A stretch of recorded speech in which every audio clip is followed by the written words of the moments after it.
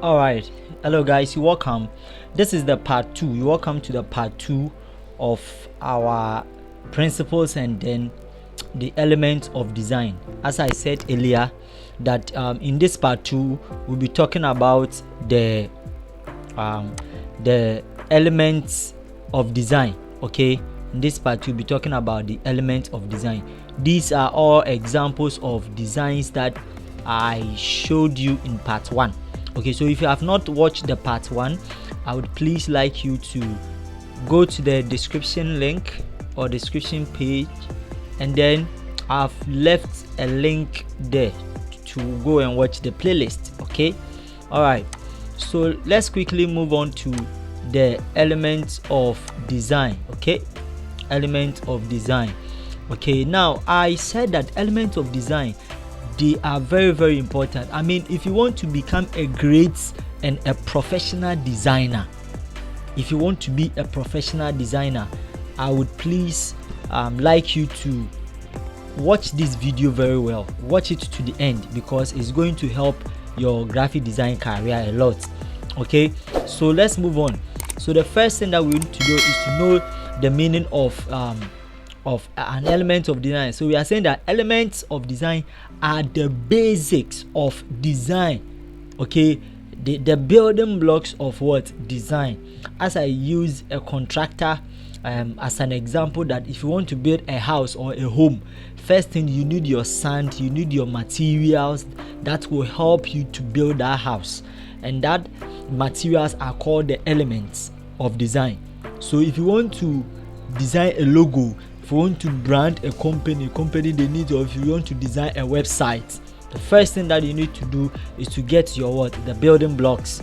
Okay, your materials, the resources that is going to help you to build that website or to design. Okay, and they are called the elements of design, and they are the foundation of design. Without them you cannot do your designs. Okay, and then we are saying that they are the basic visual elements of design. Visual elements, so they are as follows. These are as follows: we have the line, we have the color, we have the form, the shape, the texture, the space, and then typography. Okay, so we are going to take our time. I'm going to take my time and then take you through all of them one after the other. Okay, so let's take the first one, which is the line. Okay, the first one. So these are the 7 arts of elements. Okay, so you see the line there, the shape, the form, the space, the value, or the typography. You see color there, you see texture there. Okay, so if you understand these elements of art or elements of design very well, I mean, when it comes to graphic designing, you won't suffer crash. So let's take a look at the first one, which is the line. Okay, line. I mean, in our basic schools or in the primary schools, we learned line. Even in mathematics, we learned line, so we know the meaning of a line. So a line is a mark or is a distance between 2 points. Okay, so the distance or the length between 2 points are called a line. Okay, or it's called a line. And we are saying lines are the most basic element of design. They are the most basic elements of design. You can never design anything. The examples of design that I showed you, you cannot do them without a line. And they come in all forms. They come in shapes, they come in sizes, they come in even shapes. Colors. Yes, lines. Okay, so we are saying that line is used to add style. Okay, you used to and it also enhances and the comprehension, and it creates forms and divides space by being a border around other design elements or divider between them. So if, for instance, if you are designing a website, definitely you can come across a line. Definitely you use line to do it, and it's very important. Now let's look at the types of lines. We have 5 primary types of lines in graphic designing, and the first one is the vertical line, we have the horizontal line, we have the diagonal line, we have the zigzag. Okay, so these are the 5 elements of the 5 types of it's not even up to 5, it means curved very didn't come. So even my pictures over there is to tell you we have the horizontal there. Okay, we have the horizontal here, we have the vertical, diagonal, everything. We have it, the broken lines, they are all lines. Then the second one that I want us to talk about is color. Yes, color is very, very important in graphic designing.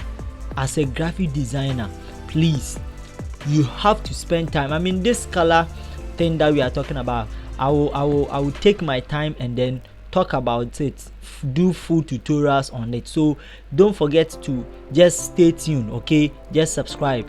There is a video on this color. Okay, I will take my time and then talk more about color maybe in the next video that I will drop. Okay, now let's talk more about color. What does it mean by color as an element of design? Okay, so it says that color is as an element of design is the art, okay, that is produced when we all know that color is formed when light reflects or strike on an object. That's where you get to know that this is a color, and it is used by designers to portray their mood, okay, light, depth, and then point of view. So colors in designing represent everything. So you need to know colors and their meaning. Okay, colors and their meaning, we'll talk more about that. Yellow has its meaning, white has its meaning. Every color that you see, it has its meaning. So I'll talk more about this color thing. Okay, and then color also add beauty and causes attention.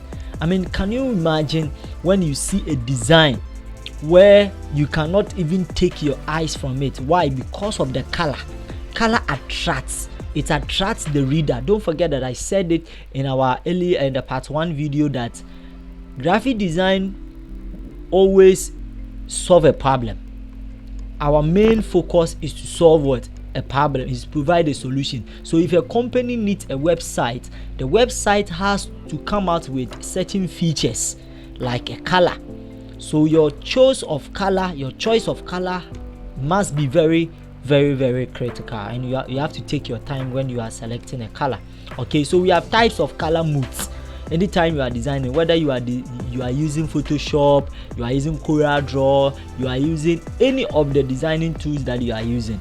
Okay, so let's talk about color moods. I'll be talking about 2 color moods. The first one is the RGB, which is the red, the blue, and then the green. Okay, and these RGB colors are mostly used in the digital space. Okay, when you are not printing, for social media purposes, we use color mode, which is the RGB. So if you are using Photoshop, for instance, and then you set your color mode to RGB, it means you are not printing it, you are using it for social media purposes, for digital purposes. Okay, yes, that is the RGB. All right, then we have the second one, which is the CMYK. That is cyan, magenta, yellow, and then key, which is the same as black. Okay, now with the magenta, with the CMYK, that one is for printing purposes. For instance, if I want to design a sticker or a banner for my brand, I have to use CMYK. Why? Because I will go and print. That one will give me the colors that I need. Okay, and colors are very, very, we have types of colors. Okay, types of colors. We have the primary colors, we have the secondary colors, and the tertiary colors. As I said, this is just an element. We'll talk more of that. I will take and talk more on color theory, okay, so that you know colors a lot. Okay, so this is the RGB, the CMYK colors that you see. You could see that they are so beautiful. Now, if you take a look at the CMYK very well, you realize that when you take the, let me see if I can set a pointer, okay, so that we can see it. So let me set a pointer. Yes, so you could see that this CMYK, the RGB, the CMYK that you see here, you could see that there is a black color here. It tells you that when you combine the magenta, the cyan, okay, the yellow, everything, when I put them together, I'll get black. and then with these two, when I put all of them, you get white and then yellow. So when you combine red and then green, it is going to give you yellow. And then when you combine red and blue, you are going to get violet. And when you combine blue and that of blue and then green too, you are going to get another color of which you need to know. So you could see that it gives you. So I said that we'll talk more about this color mood or this color theory. I'll talk more of that. It's very, very important. So the choice of your color, and you don't need to also choose more than 2 colors. Okay, you see most designers using too many colors. A particular design, it has blue, it has red, so many colors in your design. I mean, it is unprofessional. At least if you take a look at my thumbnail, you could see that I used only 2 colors. I think 3 colors out most. It must be 3 colors out most. You shouldn't choose more than 3. Okay, all right, let's move on to another element of design, which is the form and then shape. I've combined them together. So if you take a look at the picture over here, okay, it tells you the shape and then the form of this shape. So let's talk more on that. Okay, so let's talk more on that. So what is a form? We are saying that form refers to the shape or configuration of a building. It is the 3-dimensional development of a 2-dimensional shape. Okay, so for example, like 2D shapes like circle, rectangle, triangle, they are all 2D shapes, and then it can be transformed to 3D shape. Okay, and they are in the form of what? Space. I mean, form and shape are, I mean, they coexist, like they go together, like they are the same. Okay, so let's look at the meaning of a shape. Shapes are very, you see, all the designs that we'll be learning or I'll be providing on my channel, they are I almost use shapes throughout. Okay, shapes through everything that you do, you need shapes. So shapes are very, very important. So shape is also an element of design. It forms part of the basic blocks. Okay, and there are 2 types of shapes. We have the geometric shapes, which are man-made. That is the circle, the triangle, the rectangles, and then the rest. And then we have the organic shapes, which exist in nature naturally, like curves, irregular shapes like stones. They exist naturally, no one made them. Okay, so note them very well. So let's move on to another point, which is the texture.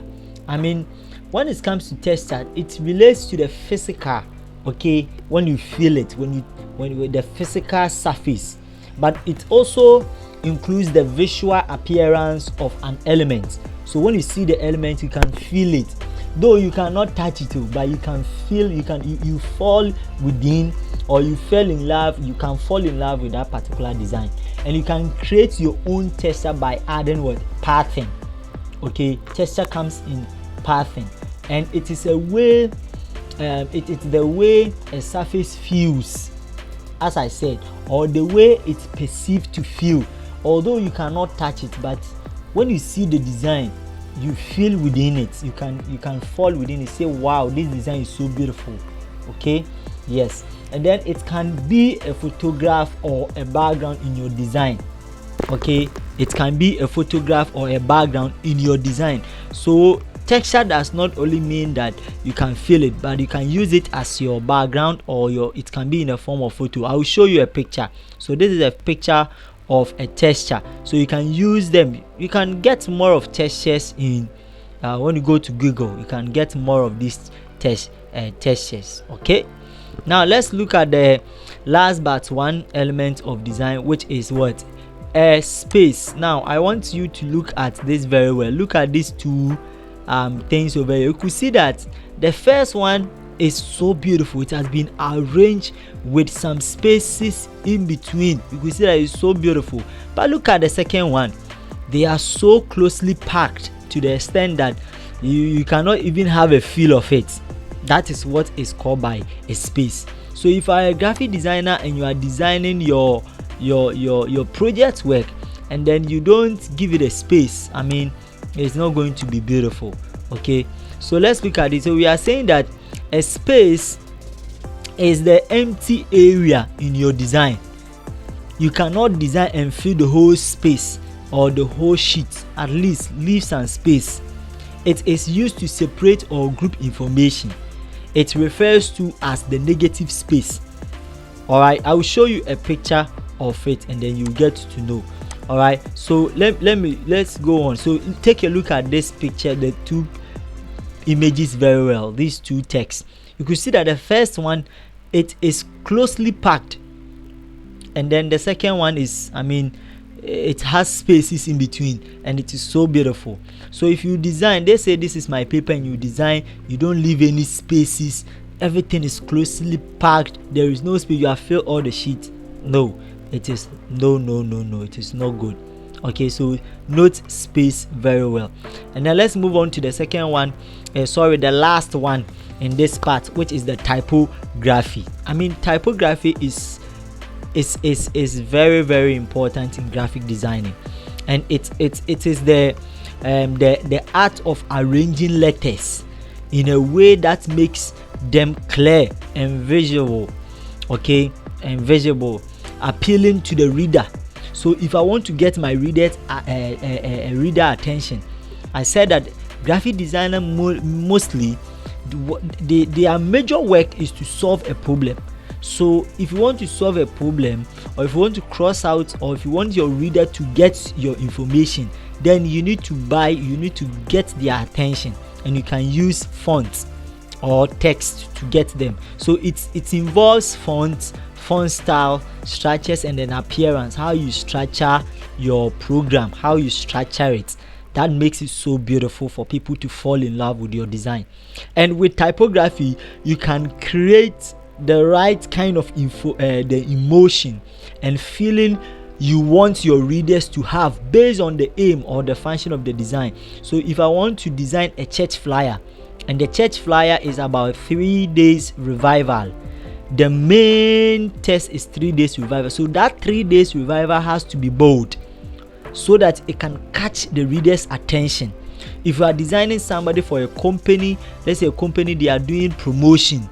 What type of promotion? Are they promoting what? Their product. Then what they are promoting will be the bold, and then you have to use the right font so that it will catch the reader's attention, so that they will go and read it again. Hey, what did I see? I didn't see it well, let me see it well. That is typography. So that is very, very important. So we are saying that typography is divided into two. Okay, and these are, we have the typeface.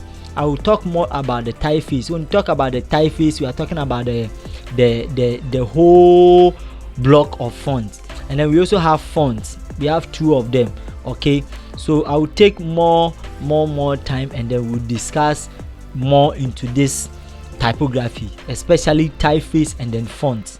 Okay, so this is the second part. If you have not watched the first part, please go and then watch the first part, and don't forget that you will hit on the subscribe button in order for you to be notified anytime I drop new video. Let's move on to the third part.